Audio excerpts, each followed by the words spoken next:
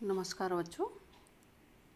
प्रस्तुत वीडियो में हम अभिज्ञान शाकुंतलम के द्वितीय अंक का कथासार आपके सामने प्रस्तुत कर रहे हैं। बच्चों, द्वितीय अंक की घटना मात्र एक दिन की घटना है।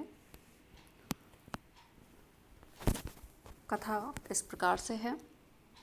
शकुंतला पर आसक्त हुआ राजा मोह की अवस्था में प्रवेश करता है। उधर शिकार खेलने से तंग आए हुए विदूषक अपने विचार प्रकट करते हैं कि उन्हें शिकार पर नहीं जाना। राजा शिकार खेलने का विचार छोड़ देते हैं और सेनापति को भी मना कर देते हैं। यद्यपि सेनापति के द्वारा शिकार के जो गुण हैं उनका वर्णन किया जाता है, फिर भी राजा दुष्यंत शिकार के लिए मना कर देते हैं। सैनिकों को आदेश दे दिया जाता है कि वे आश्रम वासियों को किसी प्रकार का कोई कष्ट ना दें। वह विदूषक को सूचित करता है कि वह शकुंतला पर आसक्त हैं।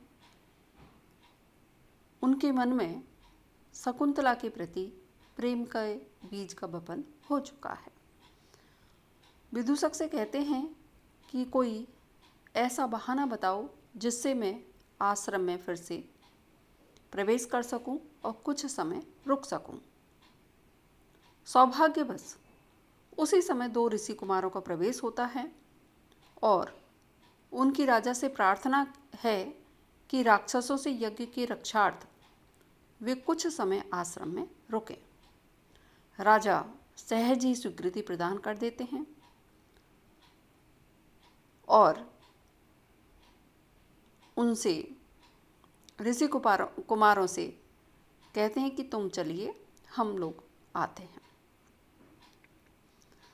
उसी समय राजधानी से एक दूत का आगमन होता है। माता के द्वारा राजा को बुलावा भेजा जाता है कि व्रत की पालना में उनका आगमन आवश्यक है। राजा दुविधा से ग्रसित हो जाते हैं। एक ओर माँ के द्वारा आमंत्रण है, दूसरी ओर तपोवन के ऋषियों के द्वारा बुलाया गया है। कार्य की दुविधता उन्हें परेशान करती है। उसी समय उनके मन में विचार आता है कि विदूषक जो हैं उनको भी उनकी माँ पुत्रवत मानती हैं, अतएव वे अपनी जगह विदूषक को सेना के साथ राजधानी के लिए भेज देते हैं।